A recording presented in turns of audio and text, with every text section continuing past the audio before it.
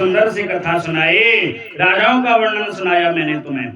और सुनो, योऽन्तः पुरंजनो नाम भाव्यो भारतयो नृपां तस्य भात्यस्तु शुनको हत्वा स्वामिन् ममात्मजाम्। हे राजन, मैंने तुम्हें सुंदर सी 90 स्कंद में बताया है कि जरासंध के पिता हुए कौन? वृत्रथ, और इन्हीं के वंश में अंतिम राजा पुरंजन हुए। और हे राजन, पुरंजन का पुत्र हुआ रिपुंजय, और इन्हीं का पुत्र जो है इसका मंत्री होगा शुनक, और वो शुनक अपने स्वामी को मार करके स्वयं राज्य करेगा। और हे राजन, धीरे धीरे समय व्यतीत होगा और आगे आएगा क्या? कलयुग। और हे राजन, जब कलयुग आएगा तब ततश्च अनुदिनं धर्मं सत्यं शौचं दया तथा कालेन बालिना राजन दंशति न दुर्बल स्मृति। हे राजन, धर्म के 4 पग हैं, सत्य, दान, दया और पवित्रता। सारे युग आए, धीरे धीरे पैर खत्म हो गए धर्म के, अंतिम पैर बचा है दान। और हे राजन, कलयुग आते आते ये भी नष्ट हो जाएगा राजन। और सुनो, कलयुग में मनुष्य की आयु कितनी होगी? बोले 100 वर्ष। सज्जनों, पहले क्या होता था? जब सतयुग था तब मनुष्य की आयु कितनी थी? बोले 1 लाख वर्ष। और फिर क्या आया? त्रेता, 1 शून्य और कम हो गया, 10,000 वर्ष मनुष्य की आयु हुई सज्जनों। और फिर आया त्रेता, फिर एक शून्य और कम हो गया, कितने वर्ष बचे? 1000 वर्ष। और अब कलयुग आया तो धीरे धीरे 1 शून्य और कम हो गया, अब कितने वर्ष बचे? 100 वर्ष। और सज्जनों, एक बार ब्रह्मा जी ने सृष्टि की रचना की और सब जीव जंतु पशु पक्षी स्थावर अंडर उद्भिद शीतराइज जितने सब थे, सब जीवों को 40-40 वर्ष की उम्र दी और मनुष्य को भी 40 वर्ष की उम्र दी। और सज्जनों, क्या हुआ? मनुष्य अपनी 40 वर्ष सुंदर तरीके से भोग रहा था और मनुष्य ने देखा कितना सुंदर शरीर मुझे मिला हुआ है, ये प्रकृति वातावरण सुंदर सी, यहाँ कितना सुख है। और चला गया ब्रह्मा जी के पास, बोले ब्रह्मा जी आपने मुझे केवल 40 वर्ष की उम्र दी, कैसे मैं जीवित रहूंगा? कैसे मैं, देखो कितनी सुंदर सृष्टि है, मुझे और वर्ष दे दो ना, मुझे और उम्र दे दो। और सज्जनों, जैसे ब्रह्मा जी ने सुना, ब्रह्मा जी ने कहा देखो मनुष्य, मैंने सबकी उम्र निर्धारित कर दी, सबको 40-40 उम्र दे दी, और अब कोई आएगा अपनी उम्र कम करेगा तो मैं तुम्हें वो उम्र तुम्हें दे दूंगा। समय व्यतीत हुआ और मनुष्य तो लोभी था, वहीं रुका रहा और सोचा कोई आएगा अपनी उम्र कम करेगा, फिर मैं उसकी उम्र ले लूंगा। और थोड़ी देर बाद गधा आ गया। गधा ने कहा ब्रह्मा जी आपने मुझे 40 वर्ष की उम्र दे दी है, अरे मैं बोझा ढोता रहता हूँ, इधर से उधर जाता ही रहता हूँ, मेरा मालिक मुझे जोर से डंडा मारता है, बहुत दर्द होता है, ब्रह्मा जी ऐसा करो मेरी उम्र आधी कर दो। और सज्जनों, ब्रह्मा जी ने 20 वर्ष उम्र करी, 20 वर्ष उससे ले ली। इतने में मनुष्य बड़ा लोभी था, देख रहा था कि कब कोई आएगा अपने वर्ष कम करेगा, उम्र कम करेगा। और जैसे ही गधे को आते देखा, मनुष्य गया, बोले ब्रह्मा जी मुझे वो गधे की आयु मुझे दे दो। अब मनुष्य की आयु कितनी हो गई सज्जनों? 40 और 20 60 आयु हो गई। उसके बाद थोड़ी देर बाद फिर कौन आ गया? उल्लू। और उल्लू आया, बोले ब्रह्मा जी आपने मुझे देखो 40 वर्ष की उम्र दे दी, अरे मैं रात को उल्टा लटका रहता हूँ, मुझे दिन में दिखाई नहीं देता, रात को दिखाई देता, पर क्या करूंगा, उल्टा लटका रहता हूँ मैं, ऐसा करो मेरी उम्र कम कर दो। और सज्जनों, ब्रह्मा जी ने उसकी आयु कितनी कर दी? 20 वर्ष। इतने मनुष्य आ गया, बोले ब्रह्मा जी वो आयु भी मुझे दे दो। अब ब्रह्मा जी ने दे दी तो कितनी आयु हो गई? 80 वर्ष हो गई। थोड़ी देर बाद फिर कौन आ गया? कुत्ता आ गया, बोले ब्रह्मा जी अरे मैं दिन भर जो है इधर उधर, एक के घर पे टपका, दूसरे घर पे टपका, कोई मुझे डंडा मारता है, कोई मुझे भोजन नहीं देता है, मैं क्या करूंगा, क्या बिगाड़ा मैंने लोगों का, और सब मुझे डंडा मार के भगाते हैं, मेरी आयु कम कर दो। और ब्रह्मा जी ने उसकी आयु कितनी कर दी? 20 वर्ष। 20 वर्ष फिर आयु ले ली। अब कितनी मनुष्य गया? मनुष्य ने फिर वो आयु ले ली, कितने हो गए? 100 वर्ष। तो सज्जनों, मनुष्य बड़ा तंदुरुस्त रहता है, बड़ा तुरंदार रहता है, कब तक? 40 वर्ष तक। और जैसे 40 वर्ष पूर्ण हुए फिर क्या होता है, अरे बड़ा बोझ है, अब मेरे पुत्र हैं, मेरी पुत्री है, उसका विवाह करना है, बच्चों को पढ़ाना है, घर भी बनाना है, परिवार का बोझ है। तो किसकी आयु लग गई? किसकी आयु लग गई? गधे की आयु लग गई, क्योंकि बोझा ढो रहा है ना। अरे बेटे की शादी करनी है, बेटे का विवाह करना है, घर बनाना है, सब कुछ देखना है, रिश्तेदारी, सास ससुर सब देखना है। किसकी आयु लग गई? गधे की आयु, क्योंकि बोझा ढो रहा है। और सज्जनों 60 वर्ष पूर्ण हुई तब क्या करता है, अब मुझे रात को नींद नहीं आती है, सुबह सुबह 4 बजे जो है टीवी लग जाता है। बहू बेटे बगल के कमरे में सो रहे हैं, नाती पोते सब सो रहे हैं, अरे दादाजी टीवी बंद करो, सुबह सुबह उठ जाते हो। तो सुबह सुबह नींद तो आती नहीं, 4 बजे से टीवी आंख खोल के रख देते हैं। तो किसकी आयु लग गई? उल्लू की आयु। भजन सुनते रहता है? उसके बाद समय व्यतीत हुआ, आयु कितनी हो गई? 80 वर्ष। अब चल नहीं सकते हैं, फिर नहीं सकते हैं, हाथों में दर्द, पैरों में दर्द, एक ही जगह बैठे रहते हैं। अब पुत्र पौत्रों को सबको बंटवारा दे दिया, सब अपने अलग अलग न्यारे हो गई। अब सोच रहा है बड़ी बहू खाना देगी कि छोटी बहू खाना देगी। अब बेचारा घर के आंगन में बैठा हुआ है, अरे बारी कुछ बनाया तुमने कि नहीं बनाया? बड़ी बारी देगी कि छोटी बारी देगी, कोई भरोसा नहीं। तो किसकी आयु लग गई? कुत्ते की आयु लग गई। और इसी प्रकार से सज्जनों सुखदेव जी कहते हैं, राजन मनुष्य की आयु 100 वर्ष है, धीरे धीरे जब घोर कलयुग आएगा एक शून्य और कम हो जाएगा। कितनी आयु हो जाएगी? 10 वर्ष। और हे राजन जब कलयुग का अंत आएगा, क्या लक्षण है कलयुग के? बोले निर्वीजा पृथ्वी रसागिर हताम नीचा महे त्वम गताम भूपाला निज धर्म कर्म रहिताम विप्रा कुमार गे गताम भार्या भरि विरोतनी परिरताम पुत्रा पितो द्वेषिणीम हाकाष्टम खलु वर्तते कलयुगा धन्यामृता ये नरः। हे राजन सुनो, निर्वीजा पृथ्वी रसागिरी हता, ये पूरी पृथ्वी जो है बीज से रहित हो जाएगी, पेड़ों में फल लगने बंद हो जाएंगे, गाय दूध देनी कम कर देगी, औषधि सब नष्ट हो जाएगी। और हे राजन निर्वीजा पृथ्वी दशा निजगता नीचा महत्वम गदा, जो चारों वर्ण के लोग हैं, ब्राह्मण क्षत्रिय वैश्य शूद्र, सर्वप्रथम सबका अपना अपना काम था। लेकिन जैसे जैसे हे राजन घोर कलयुग आएगा, सब अपने धर्म कर्म से जो है विचलित हो जाएंगे।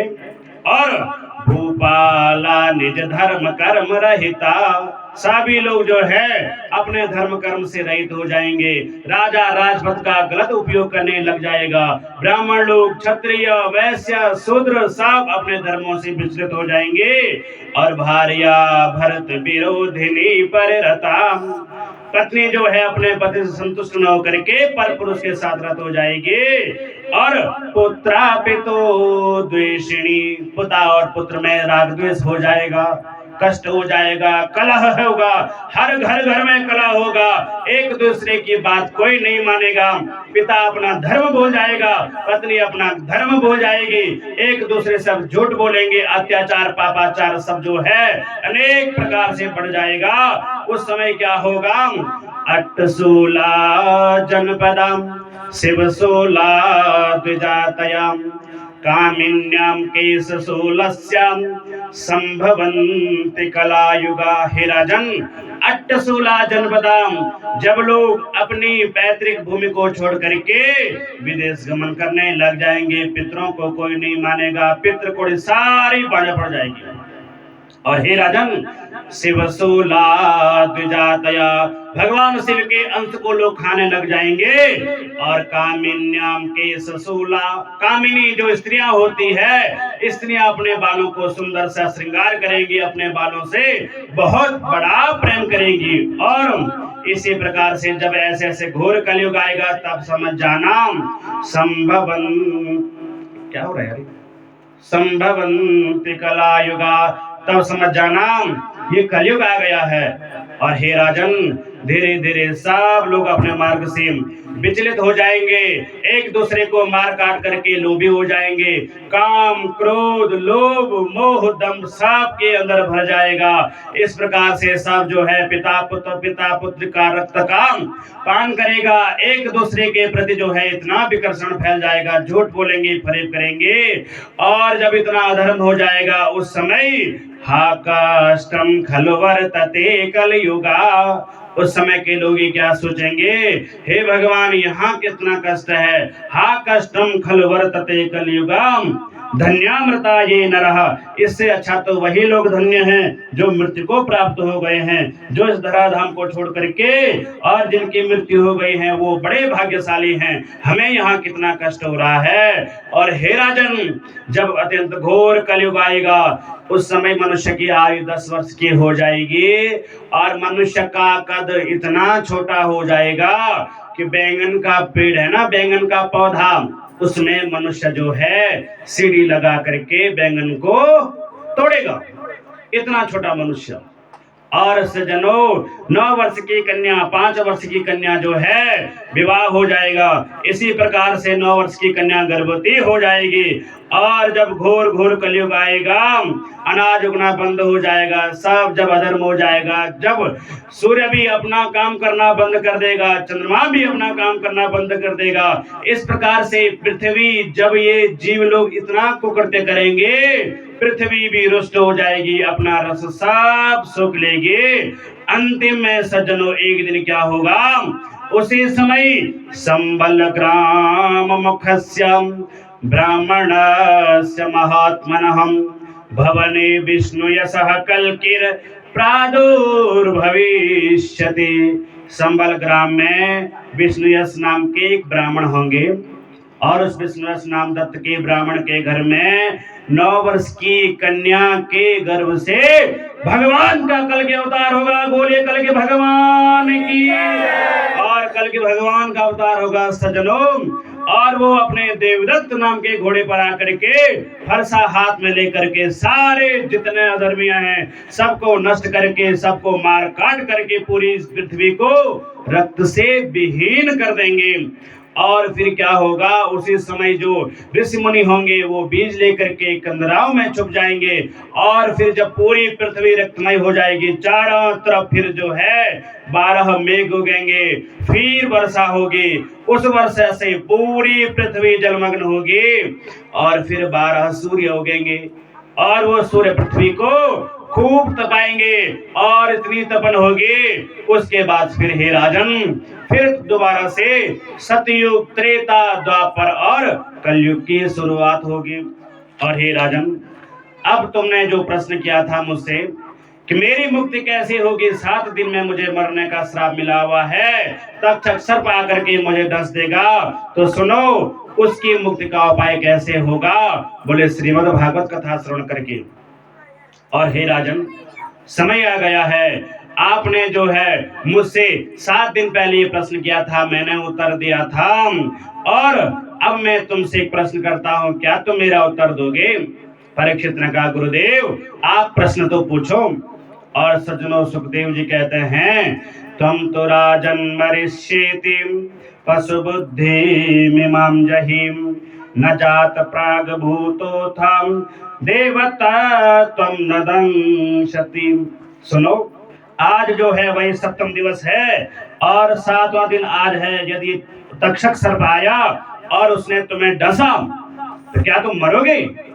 और जैसे ही सज्जनों परीक्षित महाराज ने प्रश्न सुना, बोले गुरुजी मैंने जन्म ही नहीं लिया तो मैं मरूंगा कैसे, मैं दिव्य चिन्मयी शाश्वत अविनाशी आत्मा हूँ, ये शरीर से तो मेरा मतलब नहीं। अब ये शरीर मेरा है तो मेरा ये शरीर छोटा है, बड़ा होता है, युवा होता है, वृद्ध होता है, एक दिन मर जाता है। मैं तो दिव्य चिन्मय शाश्वत अविनाशी हूँ। जैसे ही सज्जनों सुखदेव जी ने ये सुना, बोले राजन बस सब कुछ नहीं।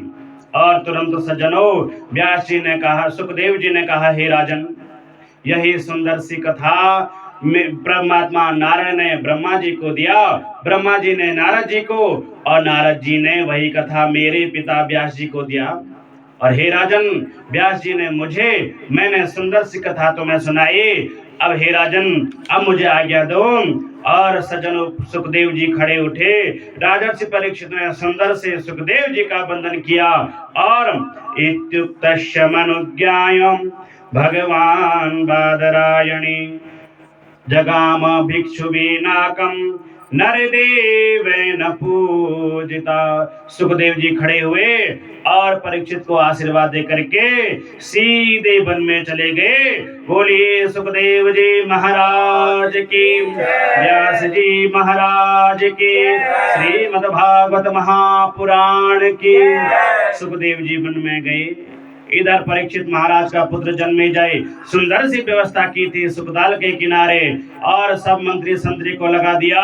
बोले तक्षक आएगा, मेरे पिता को डसना नहीं चाहिए। और इधर क्या हुआ, तक्षक सर्प जो चला गया कहाँ, परीक्षित को डसने के लिए। और इधर से कश्यप ऋषि भी जा रहे हैं, तक्षक के साथ कश्यप ऋषि भी गए। कश्यप ऋषि जा रहे हैं परीक्षित को बचाने के लिए। दोनों की मुलाकात हुई। तक्षक ने कहा, हे कश्यप महाराज, तुम कहाँ जा रहे हो? बोले मैं परीक्षित को बचाने जा रहा हूँ। और तुम कहाँ जा रहे हो? तक्षक ने कहा, महाराज मैं परीक्षित को डसने जा रहा हूँ। और सज्जनों, उसी समय क्या था, एक सुंदर सा हरा भरा वृक्ष। और सज्जनों, कश्यप ऋषि ने कहा, हे तक्षक तुम क्या कर सकते हो? तक्षक ने एक डंक मारा वृक्ष पर, पूरा भरा वृक्ष सज्जनों एकदम सूख गया। और सज्जनों, अब कश्यप ऋषि ने अपने कमंडल से जल निकाला, जोर से फेंका आमंत्रित करके, और वही जो सूखा वृक्ष था तुरंत जो है हरा भरा हो गया। और सज्जनों, तक्षक ने खूब सारा धन दिया कश्यप ऋषि को।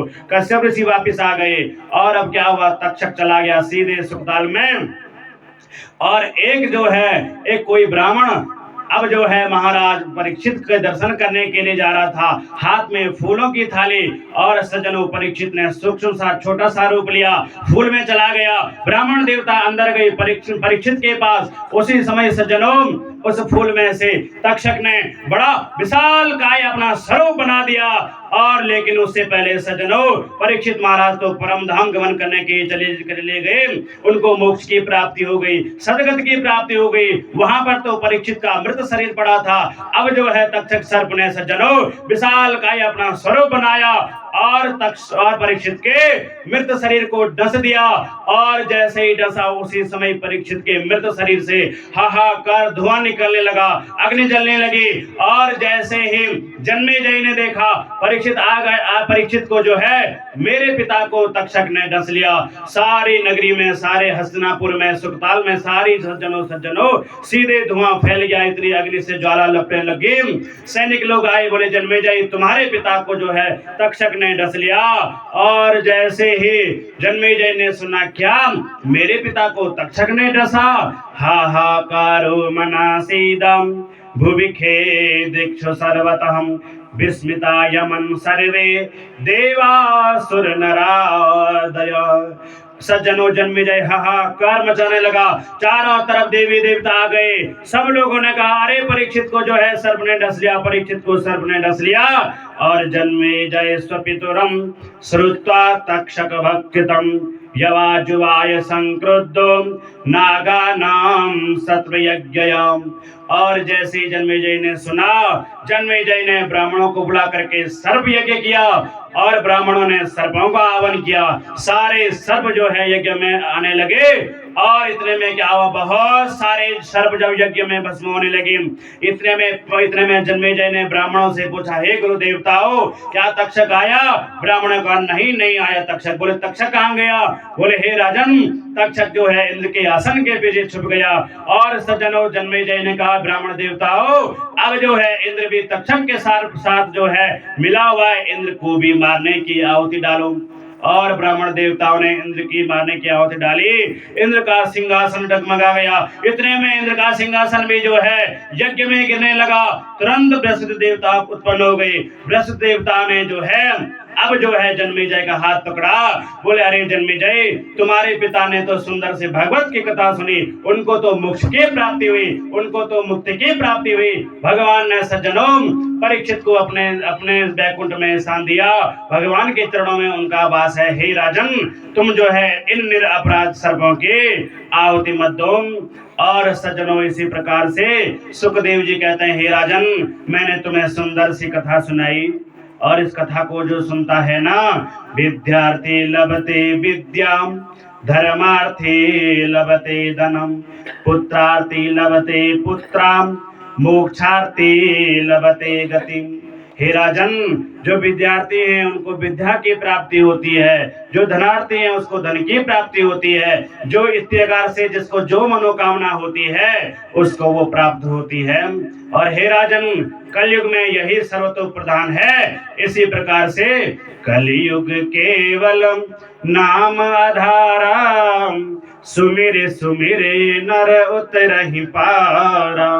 हे राजन, जो भी कलयुग में इस प्रकार से कथा वार्ता सुनेगा उसकी सभी मनोकामना पूर्ण होगी। और सूत जी कहते हैं, ऋषियों, इस प्रकार से मैंने तुम्हें सुंदर सी कथा सुनाई। इसमें 12 स्कंद, 335 अध्याय, 18,000 श्लोकों से सुशोभित है। और इसमें सर्ग, विसर्ग, स्थान, पोषण, उति, मनवंतर, ईशानुरोध और मुक्ति और आश्रय, ये 10 लक्षण हैं। और हे राजन, अणिमा महिमा चैवं लघिमा गरिमा तथा प्राप्ति प्राकाम निश्चितम चाष्टम अससिद्धिया, ये 8 सिद्धियों से सुंदर से श्रीमद् भागवत सुशोभित है।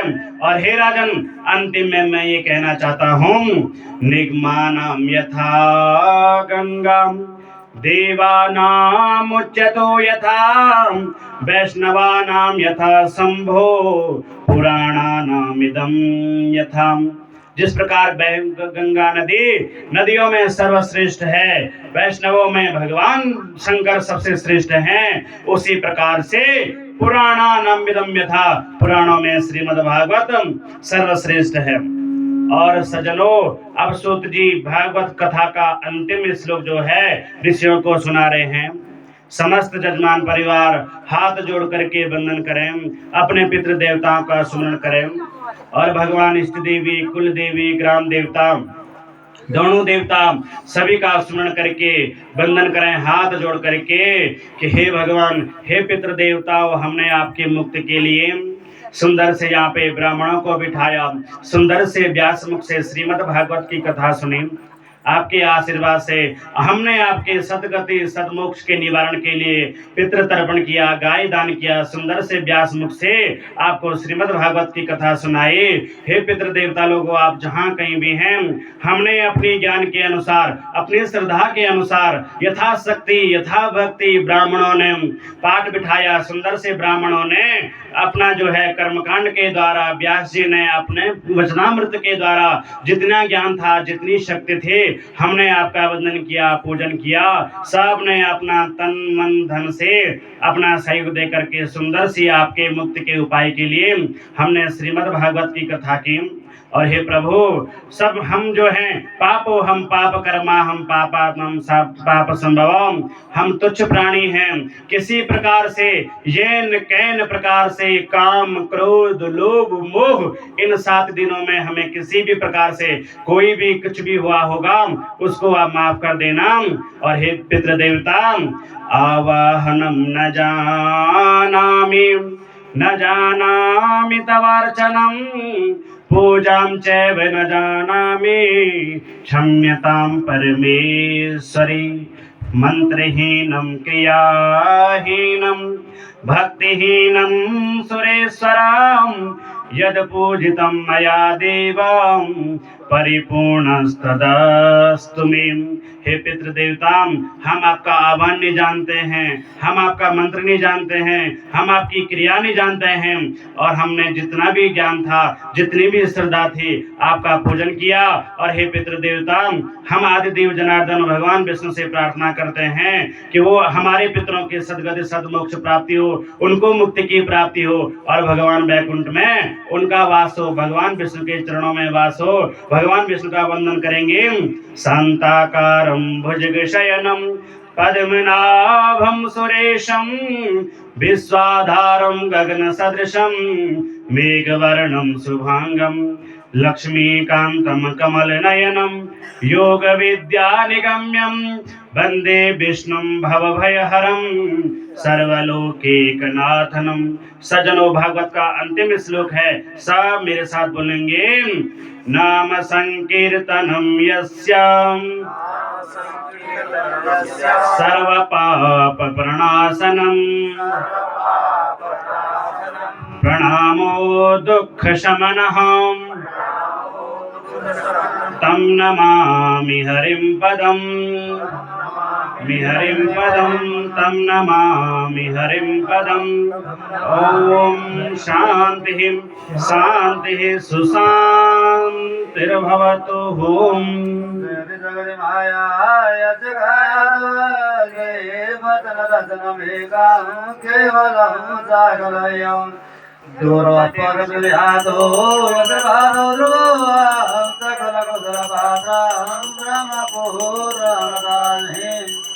Om Jaya Jagadish Hare Hare Jagadish